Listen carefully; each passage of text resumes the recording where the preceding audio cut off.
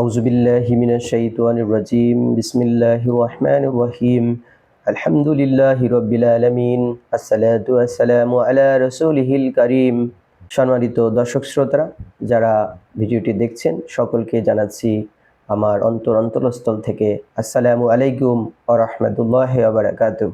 আজকে আপনাদের সামনে যে বিষয়টি নিয়ে আসছি সে বিষয়টা হলো শহীদি কাফেলা বাংলাদেশ জামায়াত ইসলামীর গঠনতন্ত্র নিয়ে। এই গঠনতন্ত্র নিয়ে কিছু কথা বলবো, আর গঠনতন্ত্রে 1 থেকে 3 পর্যন্ত ধারা আছে সেটা আপনাদের আলোচনা করব। প্রথমেই গঠনতন্ত্র সম্পর্কে কিছু বলি। সেটা হলো এই গঠনতন্ত্র 1989 সালে 26শে মে রোকন সম্মেলনে গৃহীত হয়। পরবর্তী পর্যায়ে বিভিন্ন সময় কেন্দ্রীয় শুরার অধিবেশনে গঠনতন্ত্র সংশোধিত হয় 63তম মুদ্রায়নের মাধ্যমে। ফেব্রুয়ারি 2017 সেশন বর্তমান গঠনতন্ত্র গৃহীত হয়। এর অধ্যায় হলো 9টি, পরিশিষ্ট হলো 10টি, আর ধারা হলো 75টি।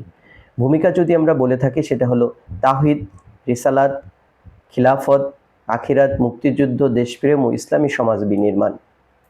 এখন যে আলোচনাটা করব সেটা হলো ধারা 1, 2 এবং 3। একে কি বলেছেন?